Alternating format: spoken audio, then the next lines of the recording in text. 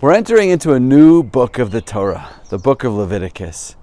Some people say that the book of Leviticus is boring, but the truth is it's not boring at all if we know how to read it. It is true that a lot of the book of Leviticus happens to be about things like sacrifices in the temple, and at first glance they might seem not to really apply to us so much anymore. But the truth is, if we know how to read these verses and look a little bit deeper, there are tremendous lessons that can be derived from each and every one of these components of the service in the temple. I want to give you an example. One of the sacrifices that was brought was a flour sacrifice. You would bring to the temple a certain amount of grain. And the rules are that when you bring that sacrifice, you cannot add anything to it. The Torah says, don't add any leavening products, don't add any honey. But then, a couple of verses later, the same Torah tells us on that very same sacrifice that you should add salt. So I don't understand. Are we supposed to add things? Are we not supposed to add things? So Rabbi Mordechai Gifter, one of the great rabbis and the Rosh Yeshiva from the Telz Yeshiva, had a beautiful insight into this. Bringing the sacrifice is always, in our terms, an analogy or a parable for reaching spiritual heights, for climbing and growing spiritually and achieving more and becoming greater spiritual entities, greater spiritual beings. In our pursuit for spirituality, it's very important for us to remember that we are not supposed to add anything on to ourselves. That's not truly us.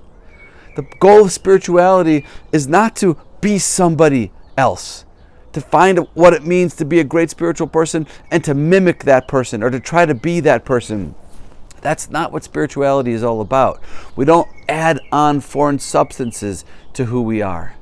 But what we do want to do is to try to bring out the very, very essence and the sweetness and the beauty of who we really truly are. That's a spiritual quest and a spiritual journey. Honey and leavening products, those are foreign products that will change the taste of the flour sacrifice and make it something that it isn't. But salt doesn't change the taste. What does salt do? You know, I've been told some people put salt on their watermelon. Sounds interesting, but I'm told it's a great thing to do. Why? Because salt, what it does is it brings out the flavor, the existing flavor of something, even to a greater degree. When you salt your watermelon, it becomes sweeter. It brings out the sweetness of the watermelon. Adding salt to something doesn't change the flavor into something that it's not. It brings out the true flavor of what it is.